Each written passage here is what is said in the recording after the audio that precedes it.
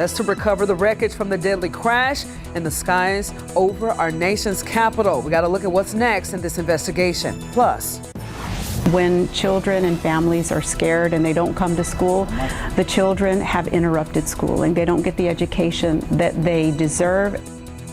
Are undocumented students safe at school? What San Antonio ISD says that staff can and cannot share if federal agents arrive on campus. And we're outside looking at San Antonio. Good morning at 6 o'clock, 42 degrees outside. Justin says those skies are clearing up for us. Of course, it's good to look forward to. He has your forecast right now. Live from KSAT 12, Good Morning San Antonio starts right now. Woo! We made it to the end of the work week. Yeah, good morning, everyone. It's 6 o'clock on your Friday, January 31st, the last day of the month. Pretty crazy, yeah. It is. We're all, and then tomorrow's Black History Month, so I know a lot of events are kicking up about that. A lot of excitement. But what a lot of people are very excited about is meteorologist Justin Horn, who's singing, "The sun will come out." Not even tomorrow, but today, right? Soon. Another popular There we go. Soon.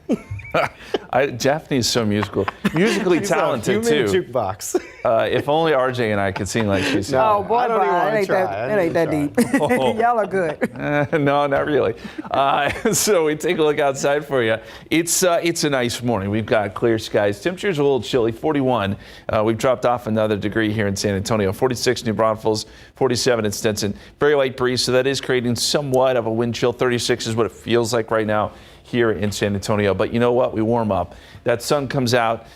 Yes, it comes out today. 58 degrees at 10 o'clock, 69 at 1 o'clock, 74 is where we end up. Beautiful, beautiful weather this afternoon. And not only that, we're going to get some great weather over the weekend. So this is going to be a great weekend if you have outdoor plans. Get out and enjoy it. 75 Saturday, 78 Sunday. Clear skies. Actually gets close to 80 on Sunday and going into next week before humidity returns. And then we have some changes coming up next week. We're going to talk about that. We'll also look specifically at the Western Heritage Parade coming up and Cattle Drive tomorrow morning. That forecast for you here in just a couple minutes. Let's get over to RJ now and talk traffic. Is that car fire still going? The fire itself is out, Justin, but we still have some emergency officials on the scene right there. Still no word about the driver in this, but just got off the phone with TransGuide literally a couple of minutes ago, and they say that this is on one of the frontage roads there, I-10 East at 410 on the east side of town. So we do have a couple of San Antonio fire department crews out there as well. I saw a couple of units there attending to this fire. So again, still trying to gather a little bit more information on hopefully that the driver in this case is okay out there on the east side of town. Let's give you a map here and give you an indication of exactly what we're looking at. So again, right there where I-10 and 410 intersect on the east side. So if anyone's coming in on FM 78 going south on 35 to 410, keep that in mind. If you're coming up on East Houston Street or W.W. White Road, we do have this accident that we are contending with at the moment. And this is basically the biggest thing that we are seeing out in the roads. Again, still good, trying to gather more information. A car fire out there on the east side of town, and we do have a couple of units on the scene. Jeff. New this morning, a man throwing rocks at passing cars hit by a pickup truck after those rocks hit the vehicle. San Antonio police say that it happened just before midnight on San Pedro near Oblate Drive. That's on the city's north side. 3 men in the truck were detained, and the man throwing the rocks is in critical condition at a hospital. Police are investigating and say that the driver may face aggravated assault charges. And a teen expected to be okay this morning after being shot in the leg. San Antonio police say that it happened on Wood Lake Parkway near Highway 90. That's on the city's northeast side. A 16-year-old was found shot in the parking lot. So far, there's no word of a suspect. Well, here's a story we have here. Are undocumented students safe at school, or can they be safe at school? This is a concerning question for many parents since the Trump administration made schools and other former so-called safe places no longer off limits for federal agents. If any outside law enforcement agency comes to a campus asking questions, staff at San Antonio ISD schools have been advised to not overshare and only provide information legally required to do so according to those court orders. Any law enforcement entity would have to abide by our protocols that we have in our buildings. They are not open campuses where anyone can come in and do anything. And that is Patty Salzman right there, the deputy superintendent at SAISD. She says if federal agents were to show up at a school, she and SAISD police would be contacted to address it. And if valid documents such as a subpoena asking for information was provided, the district is required to, quote, make reasonable effort, end quote, to notify a parent prior to complying. Meanwhile, we got a trial date now set for a Texas immigration law SB 4 approved by the Senate in 2023. This allows police in Texas to arrest people who they suspect entered the country illegally. The trial date is scheduled for July 8th, and the bill has created legal challenges for the state and Governor Greg Abbott. Last year, the Supreme Court heard arguments on the bill, but it's been frozen because of legal challenges. All right, I want to take you inside the courtroom now. A woman claiming that she committed murder by reason of insanity has now testified in her own defense. And we, of course, want to warn you that some of the details that we are about to share with you are pretty disturbing. So, Tamara Laws, she's accused of killing her 70-year-old grandmother in 2020. Now, because of this bench trial, the judge could make a decision on the case as early as today. But here's what happened. Investigators say back on February the 20th, 2020, Laws choked, stabbed, and hit her grandmother, Doris Novella, with a hammer repeatedly, killing her. The defense claims that Laws suffered from mental health issues, causing psychosis and hallucinations. On the day of the attack, the defense says that she was having hallucinations, and then they say that Laws believed that her grandmother was going to kill her, which was a thought she claims was put in her head by her father.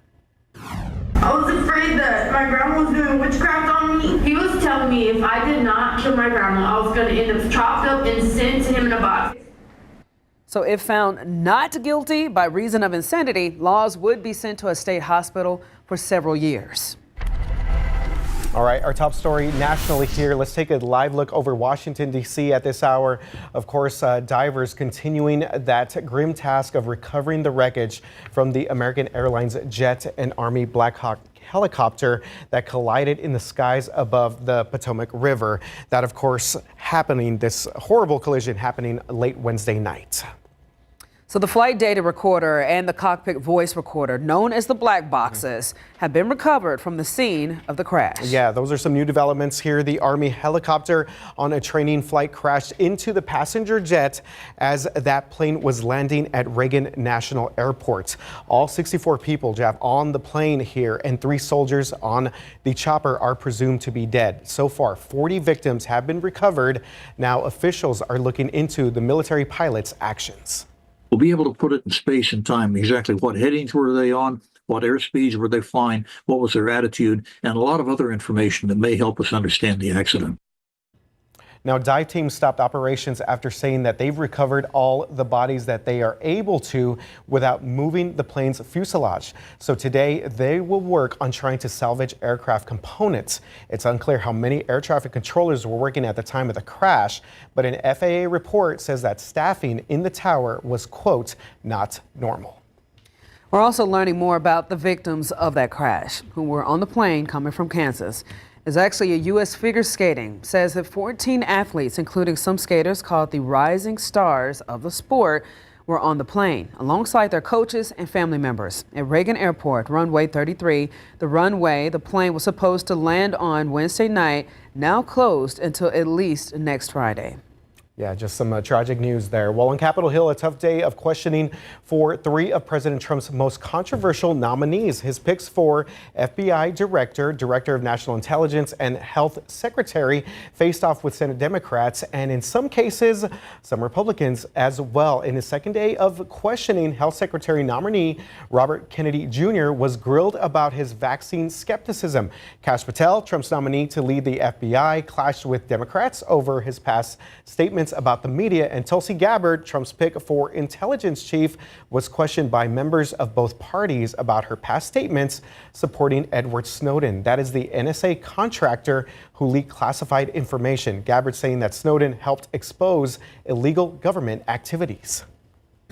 Your answer, yes or no, is Edward Snowden a traitor to the United States of America? As someone who has worn our uniform in combat, I understand how critical our national security is. Apparently you don't. Yeah, definitely tense moments there. Well, Gabbard and Kennedy could face an uphill battle for confirmation, while Patel seemed to win widespread support from Republicans. As South Texas prepared to celebrate Black History Month, federal agencies, including the Department of Defense, won't recognize it. It's part of the White House's ban on diversity, equity, and inclusion in federal workplaces. Now, it affects many different events, like Martin Luther King Jr. Day and the Holocaust Remembrance Days. Yesterday on the news at noon, we spoke to Lisa Jackson, who's a media consultant for the San Antonio African Community Archive and Museum, about this impact. I think if President Trump and his administration were to educate themselves on the history of Black History Month, they would have to acknowledge that American history has not been as inclusive as it should have been and is not currently. And once you acknowledge that, you'll understand that Black History Month is necessary. So when pressed about this announcement, White House Press Secretary Carolyn Leavitt said that in part, quote, "This White House certainly will still intend to celebrate, and we will continue to celebrate American history and the contributions that all Americans, regardless of race, religion, or creed, have made to our great country," end quote. All right, taking you outside live cam, and we've actually dropped 1 degree to 41 degrees, so getting the kids out, definitely going to need a jacket as you make your way to school or if you are headed to work. 6:10 right now. Still to come, we got a San Antonio councilwoman wants to lower speed limits in San Antonio neighborhoods. We'll look at why and what the new limits could be. All right, and here's the question we're asking people this morning. Could you go a whole month without social media? Well, the company will pay you $100 a day to try this out. It's being called a digital detox, and we're going to tell you why that could actually be a pretty good thing. All right, 6:14, welcome back. So before I read this, I got to send out a tweet. I got to like an Instagram. We're going to end up in our boss's office. Put that down, and this is the story for you. If you guys are doing that, put it down. Yeah, this morning we're wondering, what would it take for you to take a social media fast? And that means not dings or alarms telling you about your likes, but a company says they'll actually give you some money to do that. Okay, now we're talking. All right, Patty Santos and our photojournalist Santiago Esparza set out to find out if anyone here at the KSAT 12 newsroom would be up for that challenge. This morning, we are asking, how much would you like to get paid to get off social media? Santiago? 1,000.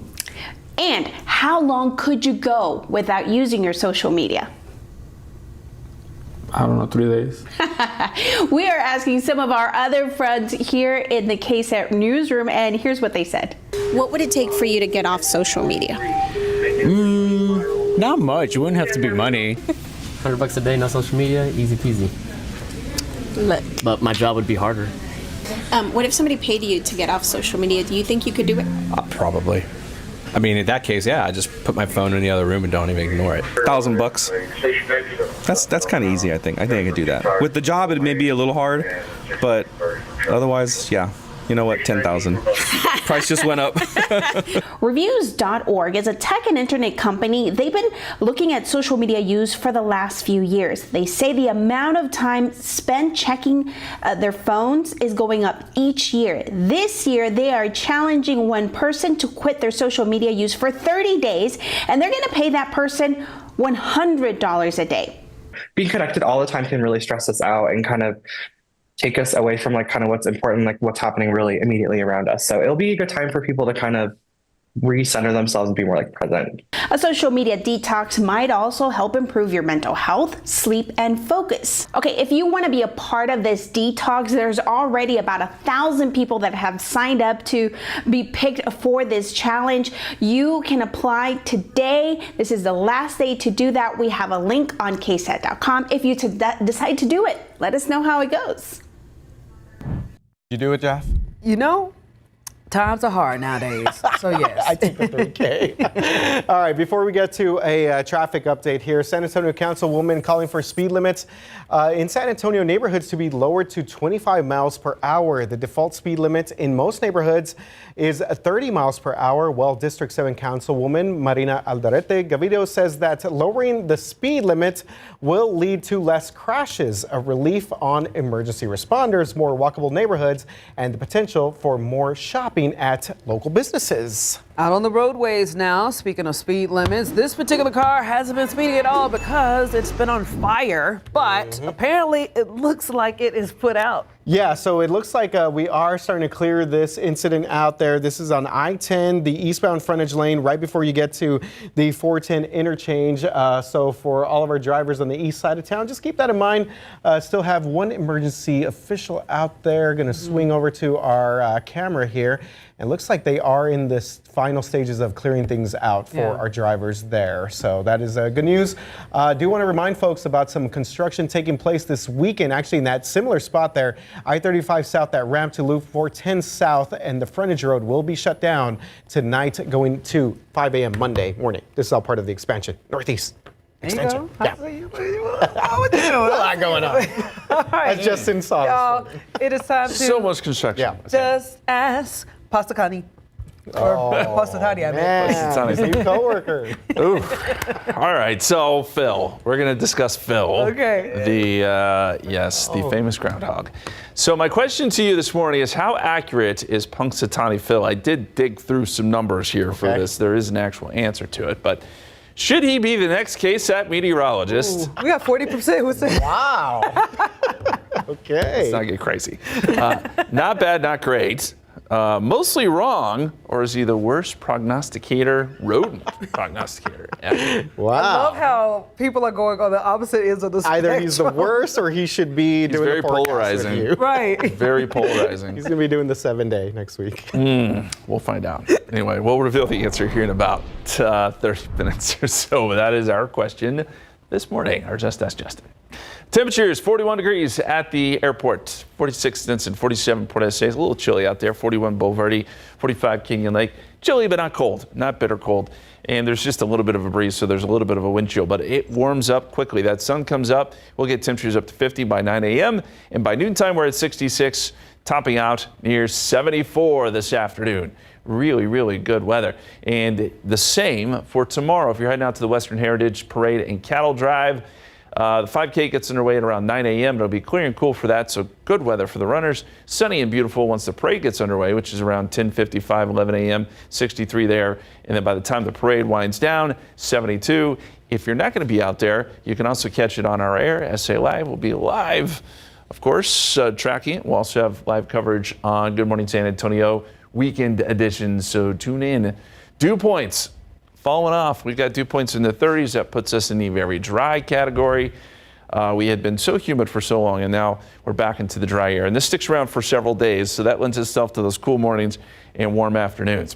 Drought monitor also came in yesterday, and it was disappointing.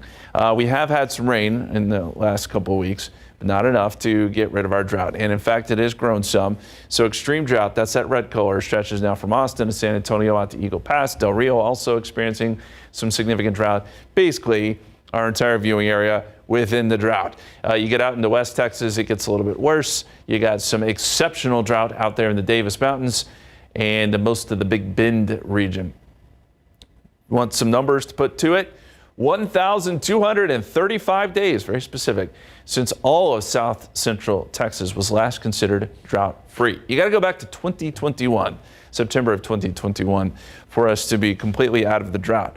So it just goes to show you, this has been a prolonged, difficult situation for us. We could use some more rain, and there's just not a lot in the forecast. In fact, less than 20% next week, and that's mostly going to be in the form of just some light drizzly stuff. So we'll enjoy the good weather at least this weekend. 75 Saturday, Sunday we're at 78. We could be pushing 80 on Monday, but humidity does make a return, and we'll likely see some more clouds by Tuesday and Wednesday, no matter what Phil says. Yeah. Okay. All right, 41 degrees outside, 621 on your Friday. Just ahead before 6:30, Victor Wembanyama heading to his first NBA All-Star game. Why he's making history for the Spurs.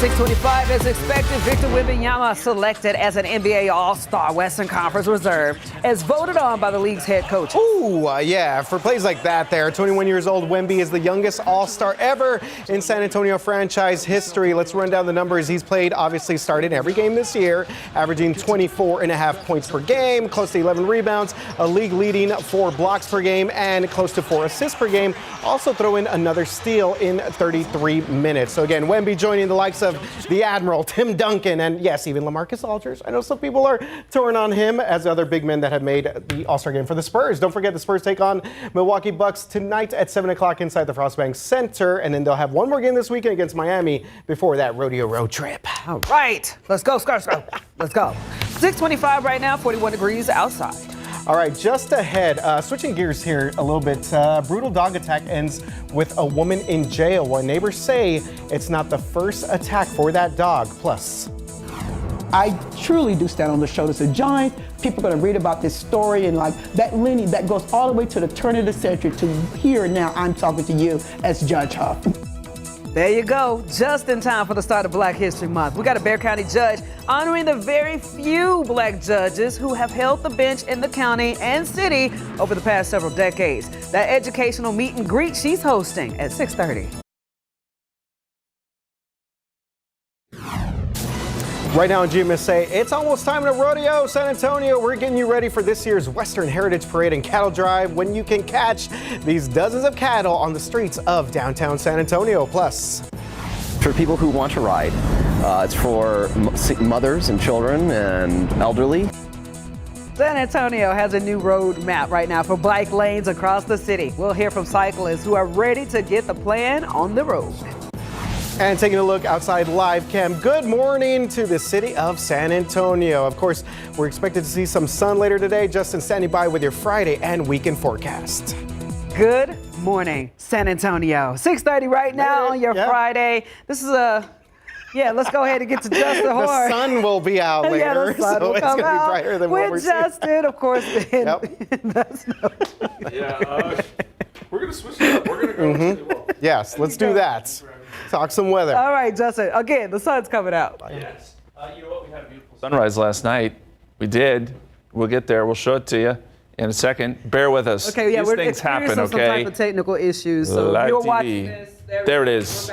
That was worth the wait. Yes, that is beautiful. You're right. The sunset last night was really nice. We had, I don't know what's going on, guys. It's the Gremlins. We had great sunset last night with the cloud cover. The colors were beautiful, I promise you. I know you can't really see it right now, but they were nice. Lisa sent that in from Howittsville. We appreciate it. And we'll have a pretty good sunrise this morning, too. Low humidity coming up today, 74 degrees, 75 Saturday, 78 on Sunday. We'll see lots of sun. Oh, there we go. I don't know what's going on. Something's happening. And I did want to say this. You got snow on your television. You also got some snow in Hawaii. Winter weather alerts, winter storm warnings are in effect on the big island of Hawaii on the summits. Pretty interesting stuff. This does happen from time to time. We're going to explain what that means, and we'll show you some of the radar out there on the out in the Aloha State coming up here in just a little bit. But now we are going to talk about traffic. Let's see what's going on there. All right, let's check out this map. And again, a little bit snowy there in your screen, but you do see there behind you, it looks like we are starting to clear out that incident as we get zoomed in there for our TransGuide traffic cameras. And again, we had a car fire there at I-10, 410, that interchange on the east side. It looks like they have officially cleared that out. All right, they're going to zoom all the way around that camera there. Here's a look at the full graphic there, the full camera, I-10 east at 410. Let's switch over to some of our other TransGuide shots here. 90 at Lackland, traffic looking okay both directions there, and then a 90 at Couples, same situation there as well. So coming up in just a little bit, we're going to talk about construction closures. Fortunately, we do have that on the northwest side and east side here in just a bit, but everything else, Jeff, is looking okay across the city at this moment, and I'm glad that we have got a clear view back. Yeah, no, we got our production staff there are awesome. They're working through the technical issues. I don't know what happened at the start of the show, that was literally fine. like troubleshooting like on the fly. So thanks, guys. we finally got it together now. Moving on to our next story, let's switch gears real quick. We do have a first inmate death of the year has been reported for the Bexar County Adult Detention Center. Now, according to the Bexar County Sheriff's Office, we got a 40-year-old inmate who was found unresponsive just before 8:45 a.m. yesterday morning. Medical assistance was called, but he later died. BCSO says that this was a medical episode of some sort due to complications from a chronic illness. BCSO also said that the inmate was booked into the Bexar County Jail last March on an arson charge. That's right. So that's an update there. Well, a boil water notice has been issued for the city of Lytle there. So Lytle's Mayor Ruben Gonzalez posted on social media asking residents to follow the advisory until that is lifted. A boil water notice is for things like drinking, obviously brushing your teeth, washing food or dishes, or giving your pets drinking water as well. However, you don't have to boil water for things like washing your clothes or taking a bath or shower. Just kind of keep those in mind. According to the Post, people should check for an update around noon tomorrow. And we, of course, will bring you the latest on our website, KSAT.com. All right, let's get to this story real quick. We got a woman who was in jail after a nasty dog attack. You see the video right there on your screen. Happened this past Tuesday on a Shooter Cove near Shanefield Road. This is just outside 1604 on the northwest side. That's right. 39-year-old Veronica Elizabeth Polly is facing charges for this attack. Police say that her dog attacked a man's pet. That man was able to get the pit bull off of his pet, but then the dog turned on him, severely injuring his face. Neighbors say that the pit bull had actually been involved in previous attacks. This morning, we got a San Antonio attorney accused of stealing more than $500,000 from children whose parents died in a murder-suicide. That Karen K. Hogan was arrested in connection to misapplying funds. You see that they're on your video on your screen. This is from the estates of Jason and Emily Evans. Kendall County deputies say that the two died in a murder-suicide back in 2021. The Evans had 6 kids whose ages at the time ranged from 4 to 15. Records obtained by KSAT Investigates show Hogan transferred money into her own account. Affidavit states that Hogan isn't entitled to those funds, but that money designated for the children. And looking ahead, Governor Greg Abbott now in some state news. You see him right there. Will address the state this Sunday. He'll be touching on his plans and priorities for the upcoming 89th legislature. Just this past week, the governor deployed Texas DPS troopers to the southern border. He's also mentioned on social media that he plans to ban DEI programs in kinder through 12th grade public schools. You can watch that speech Sunday, 5 o'clock on all of our KSAT platforms. Back here on a local level, also looking ahead, we got San Antonio, who has a new roadmap for building a more bikeable city. The city council just approved a new bike network plan.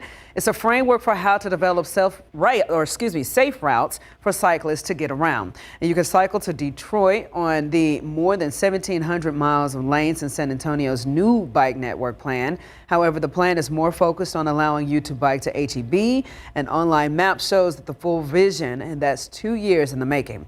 It adds onto the more than 600 miles the city already has that it would take 25 years and billions of dollars. We have projects identified that tell us this is the best bang for your buck, so we'll go ahead and submit that application.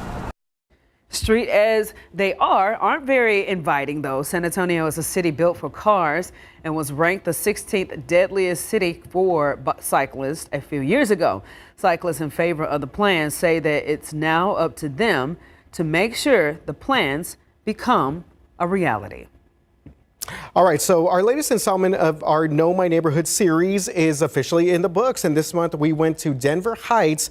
That is a neighborhood just east of downtown. So we were able to go through the history and soul of the neighborhood. One of the uniting factors in all of this was the church. That's right. Holy Redeemer Catholic Church is San Antonio's only remaining historically Black Catholic church, and it's in the heart of Denver Heights. It's one of several churches that hold hundreds of years of history. Holy Redeemer has proven to be even more than a place of worship. To have a place where you could come to pray, to have a place where you could come to socialize, to have a place where your children were in school, that was major. All right, you saw him right there. Father Kevin Faust has been pastor of this church for almost 2 decades, and in that time, he's seen the church become a melting pot congregation. Before we go to break, we got the Western Heritage Parade and Cattle Drive. It's going down tomorrow. Our SA Live coverage brought to you by your San Antonio area Chevy dealers is coming up again tomorrow morning at 11 a.m. All right, so yeah, set your TV, your devices, whatever you got to do there.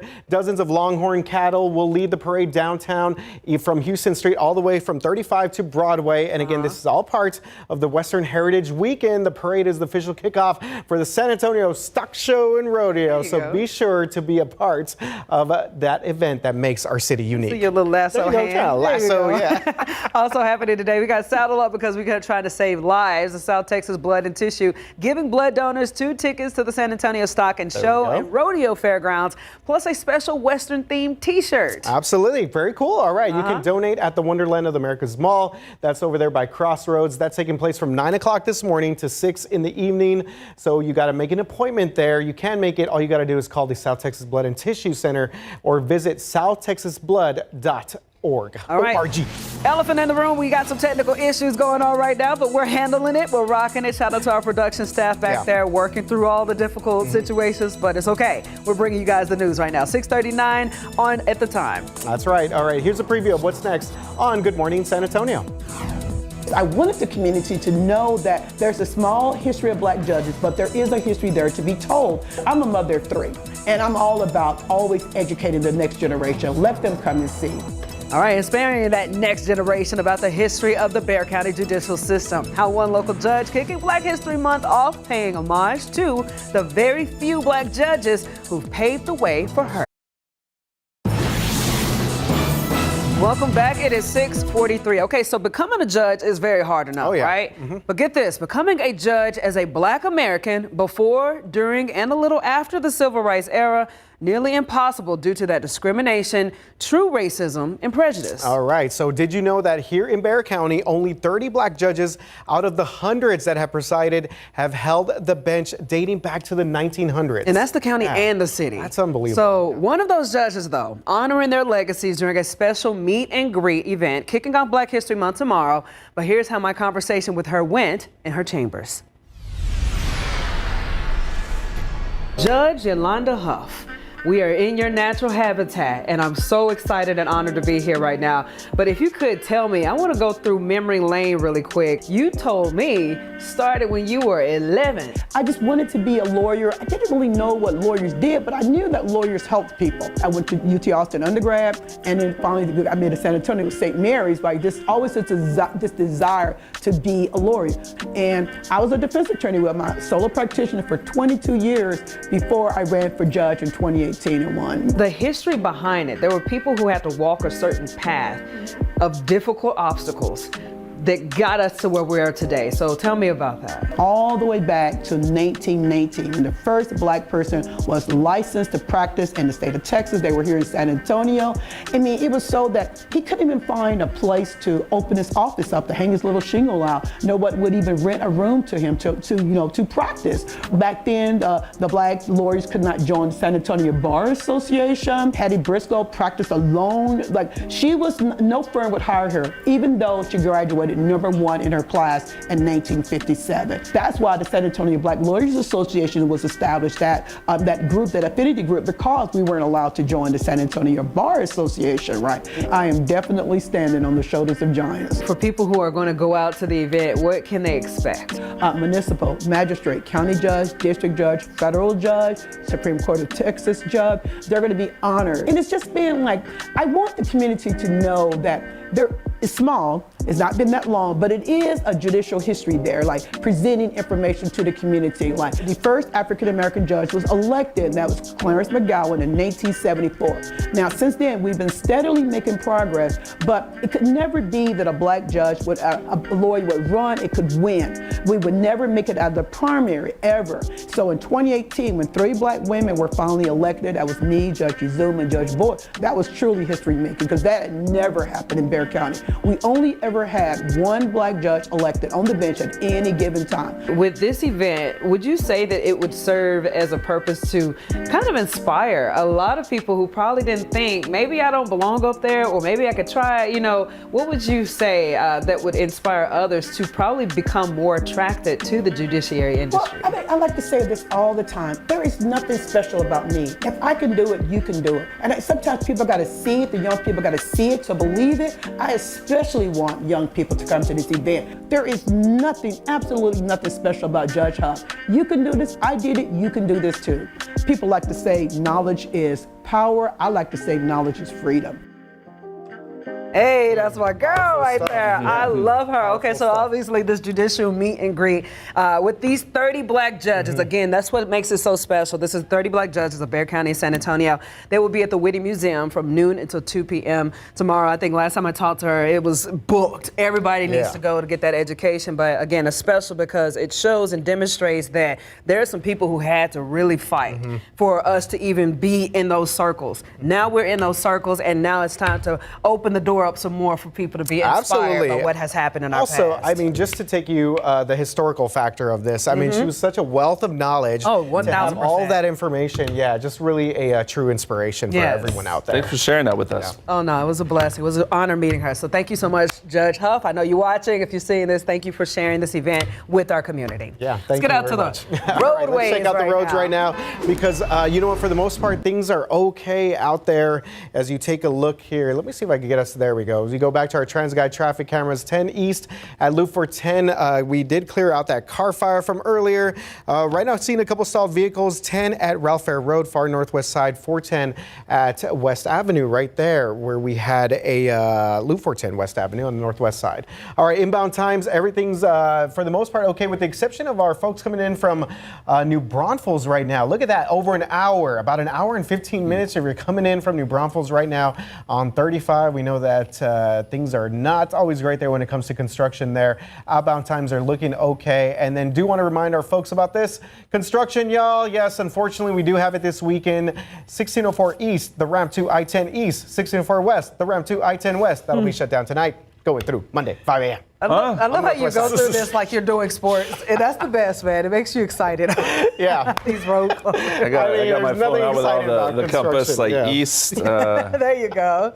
All right. Just avoid it. Let's ask you now. It's time to just ask our boy Justin about our boy Phil. Listen, I like Phil just fine. Before you think that I have something against him, I don't. He's fine. He's a fine little rodent. Okay. We all, varmint? Varmint. Okay, so my question this morning is, how accurate is Punxsutawney Phil, of course, the famous groundhog? Should he be the next KSAT meteorologist? He's just that accurate.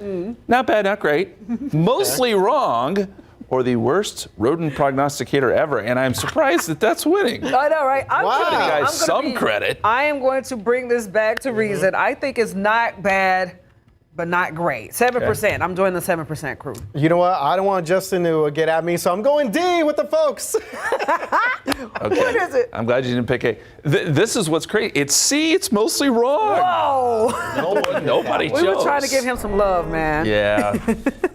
Yeah, mostly wrong. He's right only about 30 to 40% of the time. If you go back through the numbers, 30 to 35. His record is worse than flipping a coin. I can tell you that. It's not 50-50. But, he's not the worst ever. Okay, so anyway, that's Punxsutawney Phil. That happens on Sunday, by the way. Groundhog Day. Hey, I showed this picture off the top of the show, but I want to show it again because it is so beautiful. This was out of Howattsville last night. We had the thin cirrus clouds, but boy, it looked like they caught fire, right? I mean, just so beautiful with these oranges and pinks and reds. We got a ton of pictures on our KSAT Connect. If you want to go peruse some of those pictures, you can do that on our website. But this was just one of many. Lisa, thank you for sending this in. Let's go outside for you. Clear skies right now, 41 at the airport, 46 in New Braunfels, 50 in Converse, 47 at Stinson.